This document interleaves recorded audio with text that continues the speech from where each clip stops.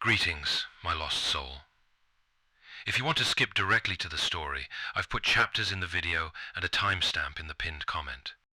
But before talking a little bit about today's story, I want to remind all of you to follow the Eldritch Narrator on Spotify.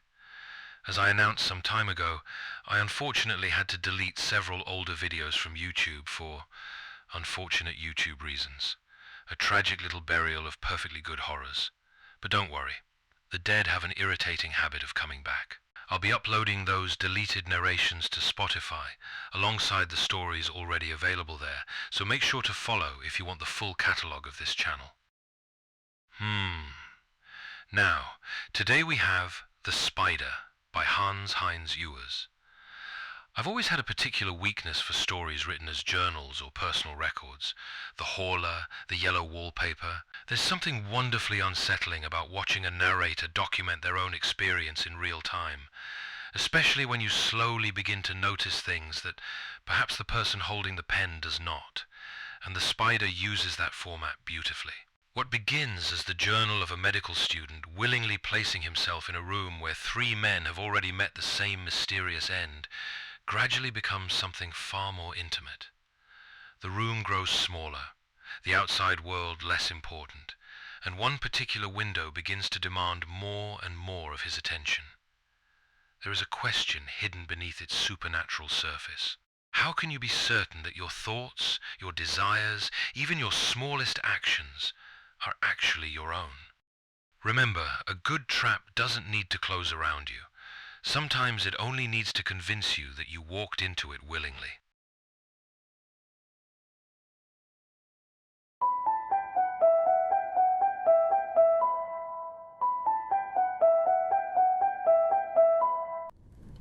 When the student of medicine, Richard Brackmont, decided to move into room number 7 of the small Hotel Stevens at number 6 Rue Alfred Stevens in Paris, 3 persons had already hanged themselves from the crossbar of the window in that room on 3 successive Fridays. The first was a Swiss traveling salesman. They found his corpse on Saturday evening. The doctor determined that the death must have occurred between 5 and 6 o'clock on Friday afternoon.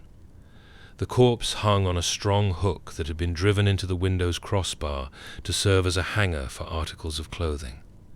The window was closed, and the dead man had used the curtain cord as a noose. Since the window was very low, he hung with his knees practically touching the floor, a sign of the great discipline the suicide must have exercised in carrying out his design.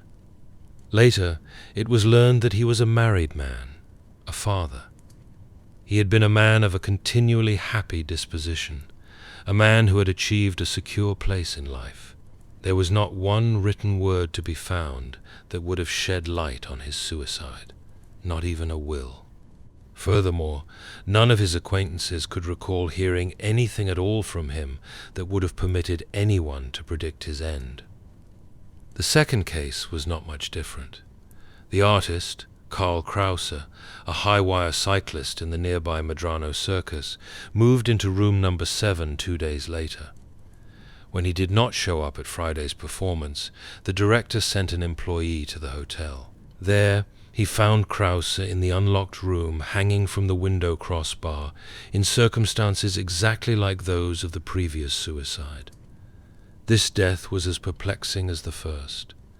Krause was popular. He earned a very high salary and had appeared to enjoy life at its fullest. Once again, there was no suicide note, no sinister hints. Krause's sole survivor was his mother, to whom the son had regularly sent 300 marks on the first of the month. For Madame Dubonnet, the owner of the small, cheap guest house, whose clientele was composed almost completely of employees in a nearby Montmartre vaudeville theatre, this second curious death in the same room had very unpleasant consequences. Already several of her guests had moved out, and other regular clients had not come back. She appealed for help to her personal friend, the inspector of police of the 9th Precinct, who assured her that he would do everything in his power to help her. He pushed zealously ahead, not only with the investigation into the grounds for the suicides of the two guests, but he also placed an officer in the mysterious room. This man, Charles-Marie Chaumier, actually volunteered for the task. Chaumier was an old marsouin, a marine sergeant with 11 years of service, who had lain so many nights at posts in Tonkin and Annam, and had greeted so many stealthily creeping river pirates with a shot from his rifle that he seemed ideally suited to encounter the ghost that everyone on Rue Alfred Stevens was talking about. From then on, each morning and each evening, Chaumier paid a brief visit to the police station to make his report, which, for the first few days, consisted only of his statement that he had not noticed anything unusual. On Wednesday evening, however, he hinted that he had found a clue. Pressed to say more, he asked to be allowed more time before making any comment, since he was not sure that what he had discovered had any relationship to the two deaths, and he was afraid he might say something that would make him look foolish. On Thursday, his behavior seemed a bit uncertain, but his mood was noticeably more serious. Still, he had nothing to report. On Friday morning, he came in very excited and spoke, half humorously, half seriously, of the strangely attractive power that his window had. He would not elaborate this notion, and said that, in any case, it had nothing to do with the suicides, and that it would be ridiculous of him to say any more. When, on that same Friday, he failed to make his regular evening report, someone went to his room and found him hanging from the crossbar of the window. All the circumstances, down to the minutest detail, were the same here as in the previous cases. Chaumier's legs dragged along the ground. The curtain cord had been used for a noose. The window was closed, the door to the room had not been locked, and death had occurred at 6 o'clock. The dead man's mouth was wide open, and his tongue protruded from it. Chaumier's death, the third in as many weeks in room number 7, had the following consequences. All the guests, with the exception of a German high school teacher in room number 16, moved out. The teacher took advantage of the occasion to have his rent reduced by a third. The next day, Mary Garden, the famous opera comique singer, drove up to the Hotel Stevens and paid 200 francs for the red curtain cord, saying it would bring her luck. The story, small consolation for Madame Dubonnet, got into the papers. If these events had occurred in summer, in July or August, Madame Dubonnet would have secured 3 times that price for her cord. But as it was in the middle of a troubled year, with elections, disorders in the Balkans, bank crashes in New York, the visit of the King and Queen of England, the result was that the affair Rue Alfred Stevens was talked of less than it deserved to be. As for the newspaper accounts, they were brief, being essentially the police reports word for word. These reports were all that the student of medicine, Richard Braquemont, knew of the matter. There was one detail about which he knew nothing, because neither the police inspector nor any of the eyewitnesses had mentioned it to the press. It was only later, after what happened to the medical student, that anyone remembered that when the police removed Sergeant Charles-Marie Chaumier's body from the window crossbar, a large black spider crawled from the dead man's open mouth. A hotel porter flicked it away, exclaiming, "Ugh, another of those damned creatures." When, in later investigations, which concerned themselves mostly with Braquemont, the servant was interrogated, he said that he had seen a similar spider crawling on the Swiss traveling salesman's shoulder when his body was removed from the window crossbar. But Richard Braquemont knew nothing of all this. It was more than 2 weeks after the last suicide that Braquemont moved into the room. It was a Sunday. Braquemont conscientiously recorded everything that happened to him in his journal. That journal now follows. Monday, February 28th. I moved in yesterday evening. I unpacked my 2 wicker suitcases and straightened the room a little. Then I went to bed. I slept so soundly that it was 9 o'clock the next morning before a knock at my door woke me. It was my hostess, bringing me breakfast herself. One could read her concern for me in the eggs, the bacon, and the superb café au lait she brought me. I washed and dressed, then smoked a pipe as I watched the servant make up the room. So, here I am.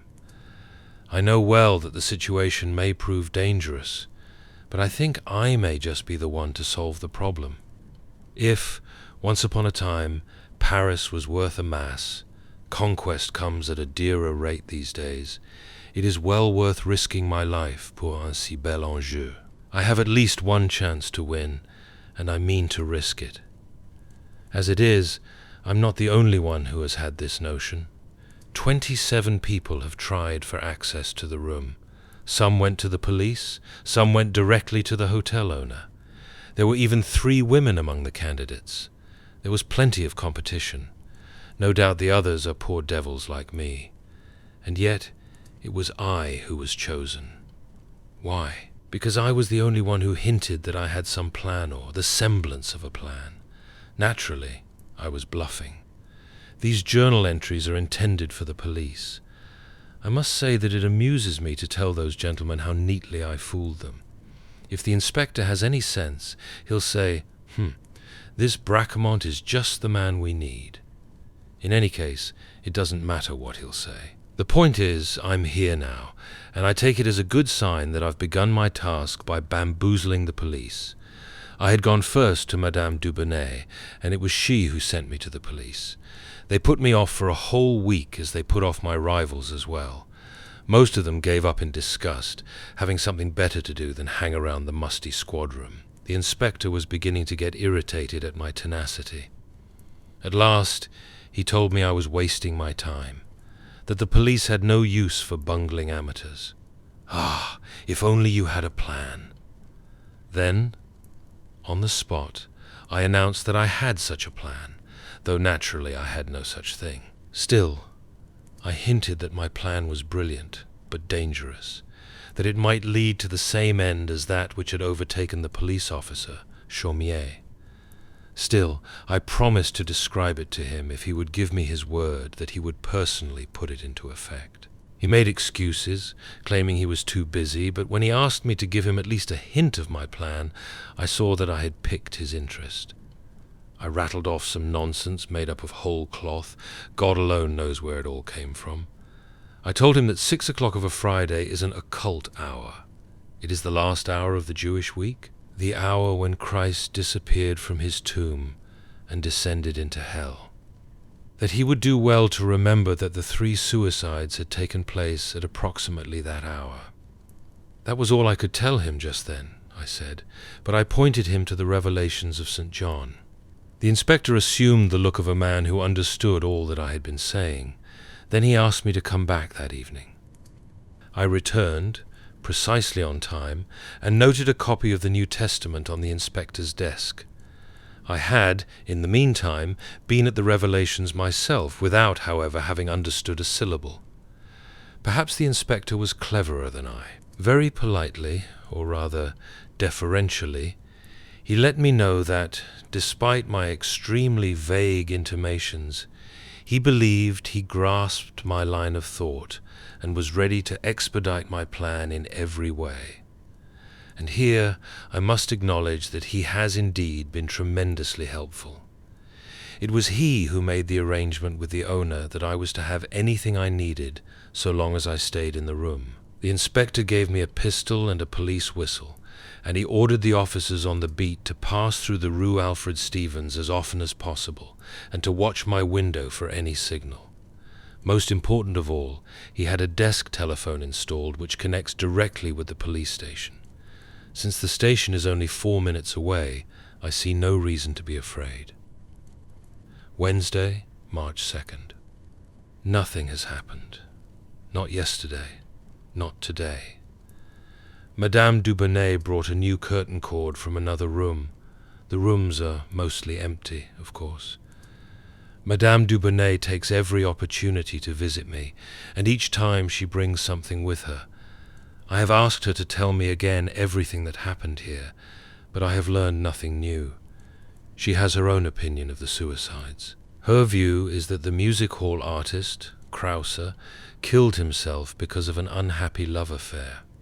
During the last year that Krause lived in the hotel, a young woman had made frequent visits to him. These visits had stopped just before his death.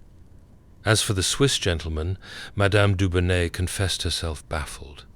On the other hand, the death of the policeman was easy to explain. He had killed himself just to annoy her. These are sad enough explanations, to be sure, but I let her babble on to take the edge off my boredom. Thursday, March 3rd. Still nothing. The inspector calls twice a day. Each time, I tell him that all is well. Apparently, these words do not reassure him. I have taken out my medical books and I study, so that my self-imposed confinement will have some purpose. Friday, March 4th. I ate uncommonly well at noon. The landlady brought me half a bottle of champagne. It seemed a meal for a condemned man. Madame Dubonnet looked at me as if I were already 3/4 dead. As she was leaving, she begged me tearfully to come with her, fearing no doubt that I would hang myself just to annoy her. I studied the curtain cord once again. Would I hang myself with it? Certainly, I felt little desire to do so. The cord is stiff and rough-knot, the sort of cord one makes a noose of. One would need to be truly determined before one could imitate the others. I am seated now at my table. At my left, the telephone. At my right, the revolver. I'm not frightened, but I am curious.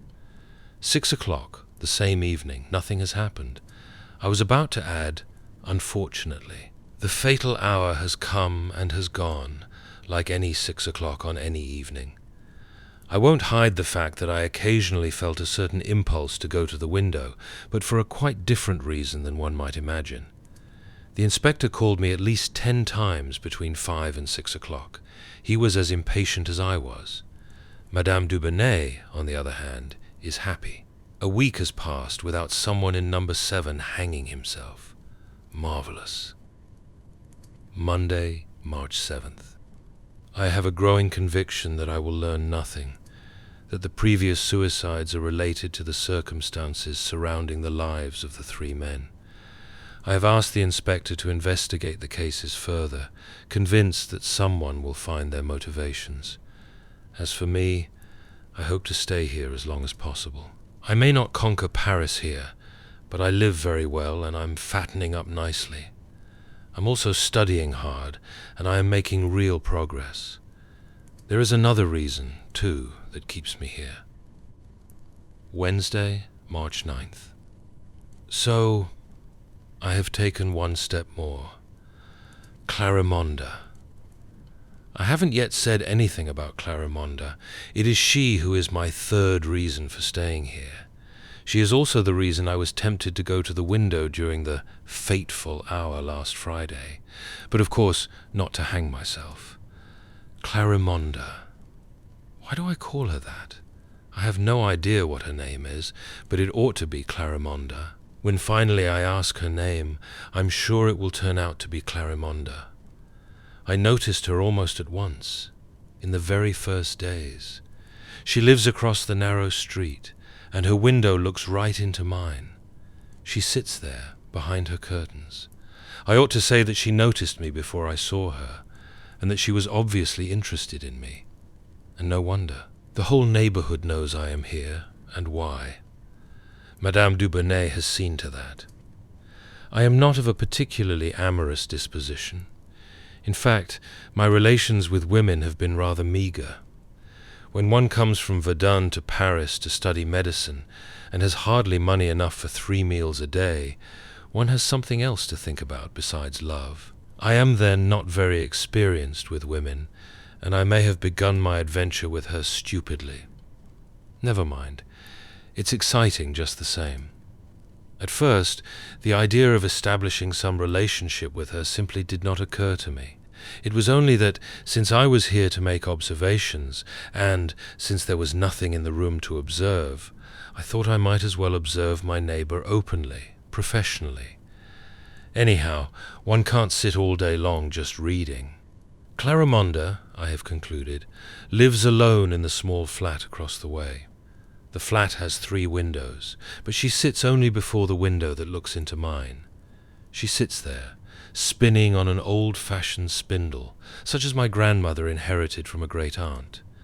I had no idea anyone still used such spindles. Clarimonda's spindle is a lovely object. It appears to be made of ivory, and the thread she spins is of an exceptional fineness. She works all day behind her curtains and stops spinning only as the sun goes down. Since darkness comes abruptly here in this narrow street and in this season of fogs, Clarimonda disappears from her place at 5 o'clock each evening. I have never seen a light in her flat. What does Clarimonda look like? I'm not quite sure. Her hair is black and wavy, her face pale. Her nose is short and finely shaped, with delicate nostrils that seem to quiver. Her lips, too, are pale, and when she smiles, it seems that her small teeth are as keen as those of some beast of prey. Her eyelashes are long and dark, and her huge dark eyes have an intense glow. I guess all these details more than I know them. It is hard to see clearly through the curtains. Something else. She always wears a black dress embroidered with a lilac motif, and black gloves, no doubt to protect her hands from the effects of her work. It is a curious sight, her delicate hands moving perpetually, swiftly grasping the thread, pulling it, releasing it, taking it up again, as if one were watching the indefatigable motions of an insect. Our relationship? For the moment, still very superficial, though it feels deeper. It began with a sudden exchange of glances in which each of us noted the other. I must have pleased her, because one day she studied me a while longer, then smiled tentatively. Naturally, I smiled back. In this fashion, 2 days went by, each of us smiling more frequently with the passage of time. Yet something kept me from greeting her directly. Until today. This afternoon, I did it. And Clarimonda returned my greeting. It was done subtly enough, to be sure, but I saw her nod. Thursday, March 10th. Yesterday, I sat for a long time over my books, though I can't truthfully say that I studied much. I built castles in the air and dreamed of Clarimonda. I slept fitfully. This morning, when I approached my window, Clarimonda was already in her place. I waved, and she nodded back. She laughed and studied me for a long time. I tried to read, but I felt much too uneasy. Instead, I sat down at my window and gazed at Clarimonda. She too had laid her work aside. Her hands were folded in her lap. I drew my curtain wider with the window cord so that I might see better. At the same moment, Clarimonda did the same with the curtains at her window. We exchanged smiles. We must have spent a full hour gazing at each other. Finally, she took up her spinning. Saturday, March 12th. The days pass. I eat and drink. I sit at the desk. I light my pipe. I look down at my book, but I don't read a word, though I try again and again. Then I go to the window, where I wave to Clarimonda. She nods. We smile. We stare at each other for hours. Yesterday afternoon, at 6 o'clock, I grew anxious.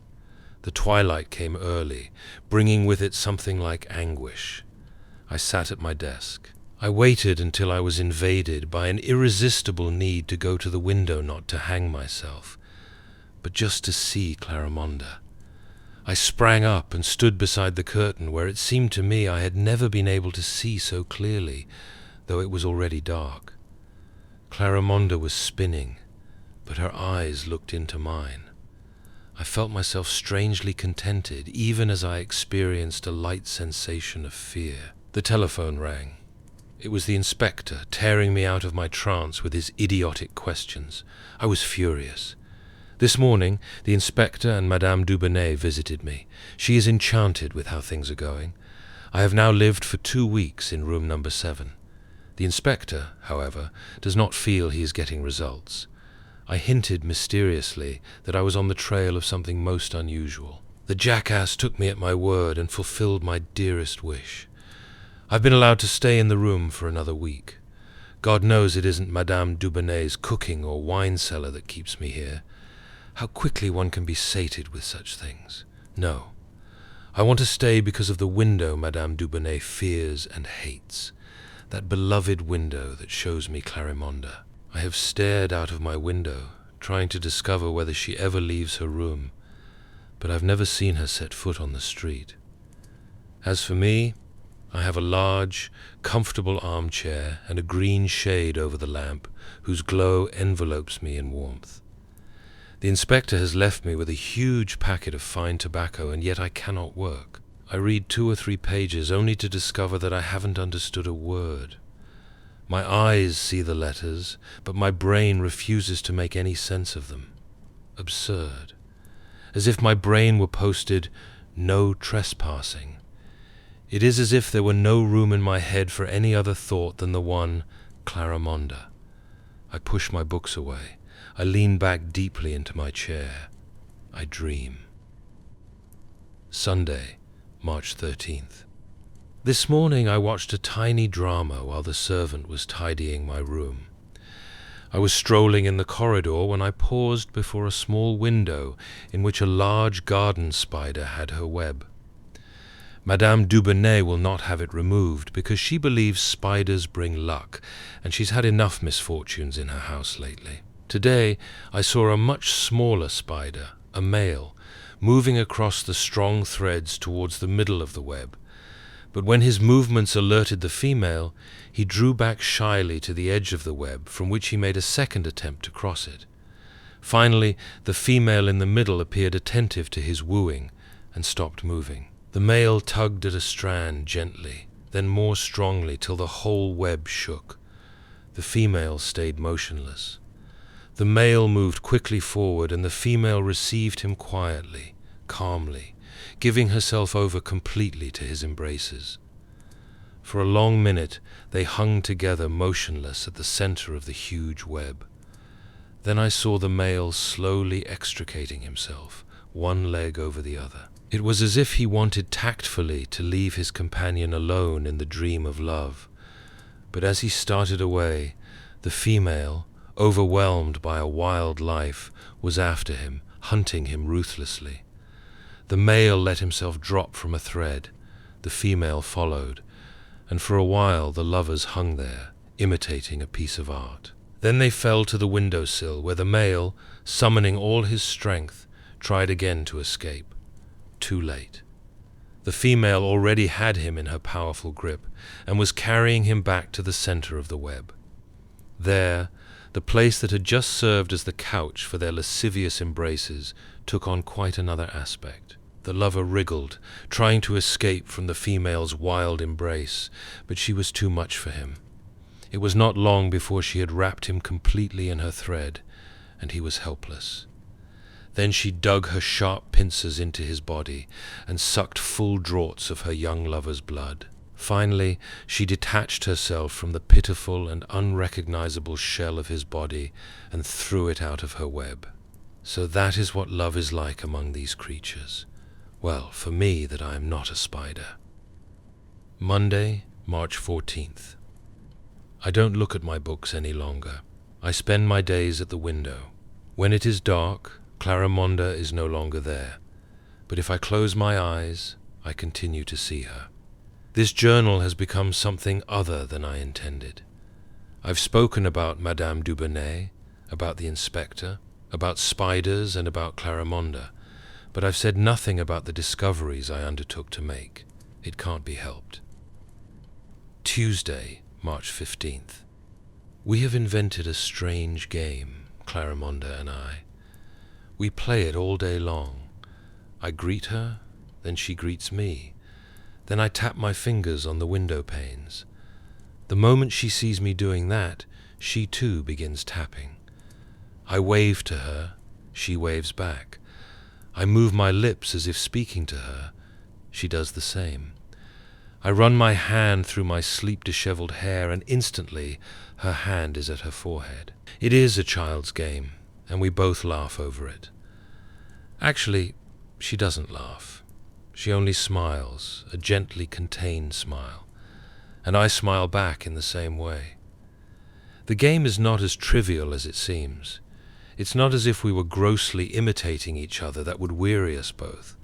Rather, we are communicating with each other. Sometimes, telepathically, it would seem, since Clarimonda follows my movements instantaneously, almost before she has had time to see them, I find myself inventing new movements, or new combinations of movements, but each time she repeats them with disconcerting speed. Sometimes. I change the order of the movements to surprise her, making whole series of gestures as rapidly as possible. Or I leave out some motions and weave in others, the way children play Simon Says. What is amazing is that Clarimonda never once makes a mistake, no matter how quickly I change gestures. That's how I spend my days, but never for a moment do I feel that I'm killing time. It seems, on the contrary, that never in my life have I been better occupied. Wednesday, March 16th. Isn't it strange that it hasn't occurred to me to put my relationship with Clarimonda on a more serious basis than these endless games? Last night I thought about this. I can, of course, put on my hat and coat, walk down 2 flights of stairs, take 5 steps across the street and mount 2 flights to her door, which is marked with a small sign that says Clarimonda. Clarimonda what? I don't know. Something. Then I can knock, and up to this point I imagine everything very clearly, but I cannot see what should happen next. I know that the door opens, but then I stand before it, looking into a dark void. Clarimonda doesn't come. Nothing comes. Nothing is there, only the black, impenetrable dark. Sometimes it seems to me that there can be no other Clarimonda but the one I see in the window, the one who plays gesture games with me. I cannot imagine a Clarimonda wearing a hat, or a dress other than her black dress with the lilac motif.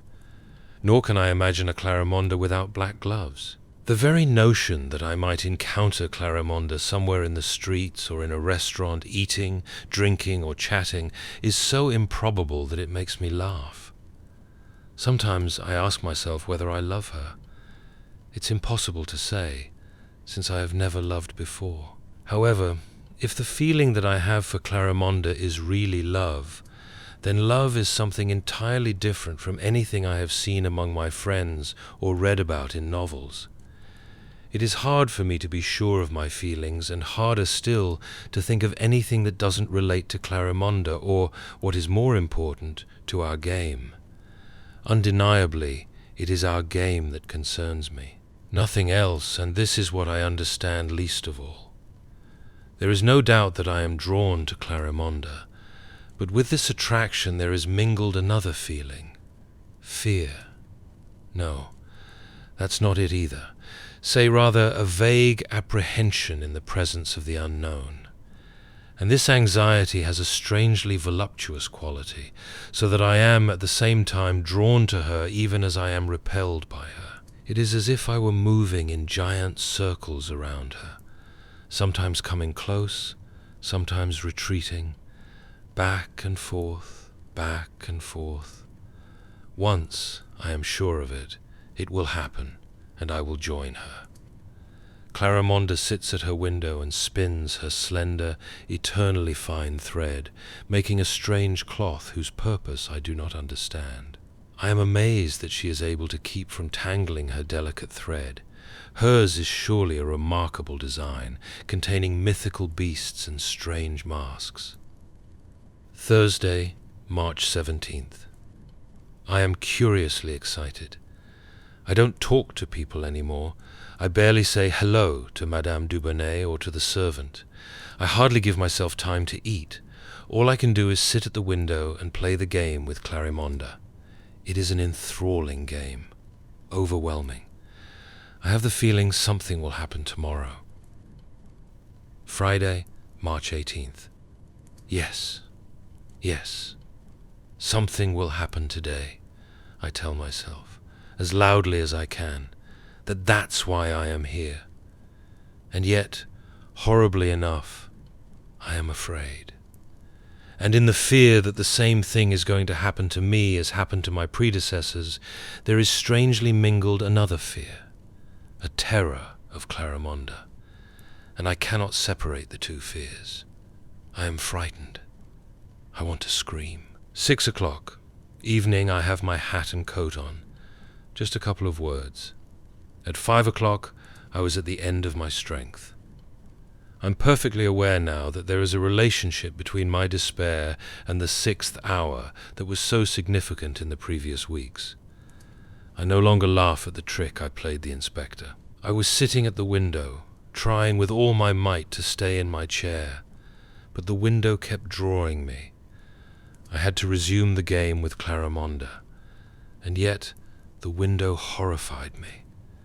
I saw the others hanging there, the Swiss travelling salesman, fat, with a thick neck and a grey, stubbly beard, the thin artist, and the powerful police sergeant. I saw them, one after the other, hanging from the same hook, their mouths open, their tongues sticking out.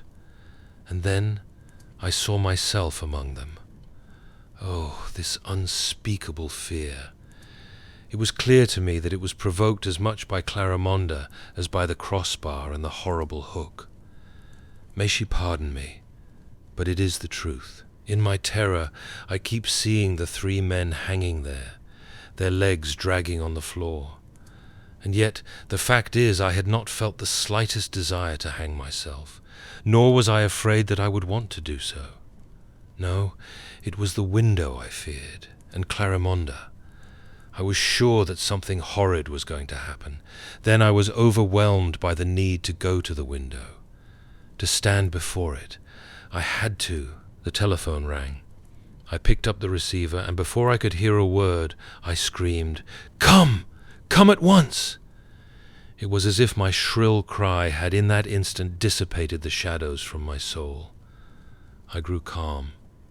I wiped the sweat from my forehead. I drank a glass of water. Then I considered what I should say to the inspector when he arrived. Finally, I went to the window. I waved and smiled, and Clarimonda too waved and smiled. 5 minutes later, the inspector was here. I told him that I was getting to the bottom of the matter, but I begged him not to question me just then, that very soon I would be in a position to make important revelations. Strangely enough, though, I was lying to him. I myself had the feeling that I was telling the truth. Even now, against my will, I have that same conviction. The inspector could not help noticing my agitated state of mind, especially since I apologized for my anguished cry over the telephone. Naturally, I tried to explain it to him, and yet I could not find a single reason to give for it. He said affectionately that there was no need ever to apologize to him, that he was always at my disposal, that was his duty. It was better that he should come a dozen times to no effect, rather than fail to be here when he was needed. He invited me to go out with him for the evening. It would be a distraction for me. It would do me good not to be alone for a while. I accepted the invitation, though I was very reluctant to leave the room. Saturday, March 19th. We went to the Gaîté Rochechouart, La Cigale, and La Lune Rousse. The inspector was right. It was good for me to get out and breathe the fresh air. At first, I had an uncomfortable feeling, as if I were doing something wrong, as if I were a deserter who had turned his back on the flag. But that soon went away. We drank a lot, laughed and chatted. This morning, when I went to my window, Clarimonda gave me what I thought was a look of reproach, though I may only have imagined it. How could she have known that I had gone out last night? In any case, the look lasted only for an instant. Then she smiled again. We played the game all day long. Sunday, March 20th. Only one thing to record. We played the game. Monday, March 21st. We played the game all day long. Tuesday, March 22nd. Yes, the game. We played it again. And nothing else. Nothing at all. Sometimes I wonder, what is happening to me? What is it I want? Where is all this leading? I know the answer. There is nothing else I want except what is happening. It is what I want, what I long for. This only. Clarimonda and I have spoken with each other in the course of the last few days, but very briefly, scarcely a word. Sometimes we moved our lips, but more often we just looked at each other with deep understanding. I was right about Clarimonda's reproachful look because I went out with the inspector last Friday. I asked her to forgive me. I said it was stupid of me and spiteful to have gone. She forgave me, and I promised never to leave the window again. We kissed, pressing our lips against each of our window panes. Wednesday, March 23rd. I know now that I love Clarimonda, that she has entered into the very fibre of my being. It may be that the loves of other men are different, but does there exist one head, one ear, one hand that is exactly like hundreds of millions of others? There are always differences, and it must be so with love. My love is strange, I know that. But is it any the less lovely because of that? Besides, my love makes me happy. If only I were not so frightened. Sometimes my terror slumbers, and I forget it for a few moments. Then it wakes and does not leave me. The fear is like a poor mouse trying to escape the grip of a powerful serpent. Just wait a bit, poor sad terror. Very soon the serpent love will devour you. Thursday, March 24th. I have made a discovery. I don't play with Clarimonda. She plays with me. Last night, thinking as always about our game, I wrote down 5 new and intricate gesture patterns with which I intended to surprise Clarimonda today. I gave each gesture a number.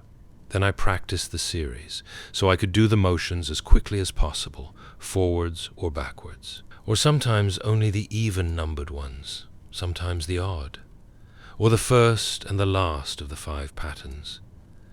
It was tiring work, but it made me happy and seemed to bring Clarimonda closer to me. I practiced for hours until I got all the motions down pat, like clockwork. This morning I went to the window. Clarimonda and I greeted each other. Then our game began, back and forth. It was incredible how quickly she understood what was to be done, how she kept pace with me. There was a knock at the door. It was the servant bringing me my shoes. I took them. On my way back to the window, my eye chanced to fall on the slip of paper on which I had noted my gesture patterns. It was then that I understood. In the game just finished, I had not made use of a single one of my patterns. I reeled back and had to hold on to the chair to keep from falling. It was unbelievable. I read the paper again and again. It was still true. I had gone through a long series of gestures at the window, and not one of the patterns had been mine. I had the feeling, once more, that I was standing before Clarimonda's wide-open door, through which, though I stared, I could see nothing but a dark void. I knew, too, that if I chose to turn from that door now, I might be saved, and that I still had the power to leave. And yet I did not leave, because I felt myself at the very edge of the mystery, as if I were holding the secret in my hands. Aris, you will conquer Paris, I thought, and in that instant Paris was more powerful than Clarimonda. I don't think about that anymore. Now I feel only love, love and a delicious terror. Still, the moment itself endowed me with strength. I read my notes again, engraving the gestures on my mind. Then I went back to the window, only to become aware that there was not one of my patterns that I wanted to use. Standing there, it occurred to me to rub the side of my nose. Instead, I found myself pressing my lips to the window pane. I tried to drum with my fingers on the windowsill. Instead, I brushed my fingers through my hair. And so I understood that it was not that Clarimonda did what I did. Rather, my gestures followed her lead, and with such lightning rapidity that we seemed to be moving simultaneously. I, who had been so proud because I thought I had been influencing her, I was in fact being influenced by her. Her influence, so gentle, so delightful. I have tried another experiment. I clenched my hands and put them in my pockets, firmly intending not to move them one bit. Clarimonda raised her hand and, smiling at me, made a scolding gesture with her finger. I did not budge, and yet I could feel how my right hand wished to leave my pocket. I shoved my fingers against the lining, but against my will, my hand left the pocket. My arm rose into the air. In my turn, I made a scolding gesture with my finger and smiled. It seemed to me that it was not I who was doing all this. It was a stranger whom I was watching. But, of course, I was mistaken.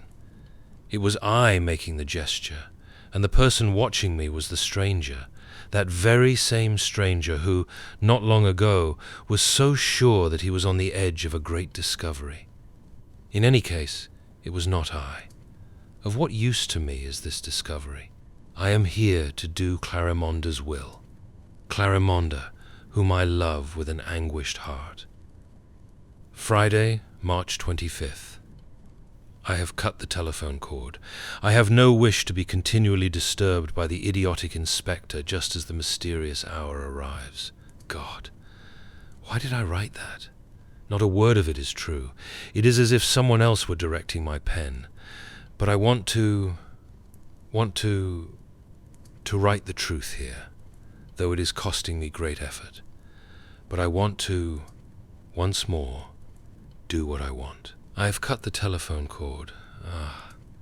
Because I had to. There it is. Had to. We stood at our windows this morning and played the game, which is now different from what it was yesterday. Clarimonda makes a movement, and I resist it for as long as I can. Then I give in and do what she wants without further struggle. I can hardly express what a joy it is to be so conquered, to surrender entirely to her will. We played. All at once she stood up and walked back into her room, where I could not see her, she was so engulfed by the dark. Then she came back with a desk telephone, like mine, in her hands. She smiled and set the telephone on the windowsill, after which she took a knife and cut the cord. Then I carried my telephone to the window, where I cut the cord. After that, I returned my phone to its place. That's how it happened. I sit at my desk, where I have been drinking tea the servant brought me. He has come for the empty teapot, and I ask him for the time, since my watch isn't running properly. He says it is 5:15. 5:15. I know that if I look out of my window, Clarimonda will be there making a gesture that I will have to imitate. I will look just the same. Clarimonda is there, smiling. If only I could turn my eyes away from hers. Now she parts the curtain. She takes the cord. It is red, just like the cord in my window. She ties a noose and hangs the cord on the hook in the window crossbar. She sits down and smiles. No. Fear is no longer what I feel. Rather, it is a sort of oppressive terror which I would not want to avoid for anything in the world. Its grip is irresistible, profoundly cruel, and voluptuous in its attraction. I could go to the window and do what she wants me to do, but I wait. I struggle. I resist, though I feel a mounting fascination that becomes more intense each minute. Here I am once more. Rashly, I went to the window where I did what Clarimonda wanted. I took the cord, tied a noose, and hung it on the hook. Now, I want to see nothing else except to stare at this paper. Because if I look, I know what she will do. Now, at the 6th hour of the last day of the week. If I see her, I will have to do what she wants. Have to. I won't see her. I laugh, loudly, No, I'm not laughing. Something is laughing in me, and I know why. It is because of my... I won't, and yet I know very well that I have to look at her. I must, and then all that follows. If I still wait, it is only to prolong this exquisite torture. Yes, that's it. This breathless anguish is my supreme delight. I write quickly, just so I can continue to sit here, so I can attenuate these seconds of pain. Again, terror. Again. I know that I will look toward her, that I will stand up, that I will hang myself. That doesn't frighten me. That is beautiful, wonderfully precious. There is something else. What will happen afterwards, I don't know, but since my torment is so delicious, I feel that something horrible must follow. Think, write something, anything at all, to keep from looking toward her. My name, Richard Bracamon. Richard. I can't. Go on. I must. No, must look at her. Richard Brackmon. No more. Richard Brack. The inspector of the 9th Precinct, after repeated and vain efforts to telephone Richard, arrived at the Hotel Stevens at 6:05. He found the body of the student, Richard Bracamon, hanging from the crossbar of the window in room number 7, in the same position as each of his 3 predecessors. The expression on the student's face, however, was different, reflecting an appalling fear. Brackmont's eyes were wide open and bulging from their sockets. His lips were drawn into a rictus, and his jaws were clamped together. A huge black spider, whose body was dotted with purple spots, lay crushed and nearly bitten in two between his teeth. On the table, there lay the student's journal. The inspector read it and went immediately to investigate the house across the street. What he learned was that the 2nd floor of that building had not been lived in for many months.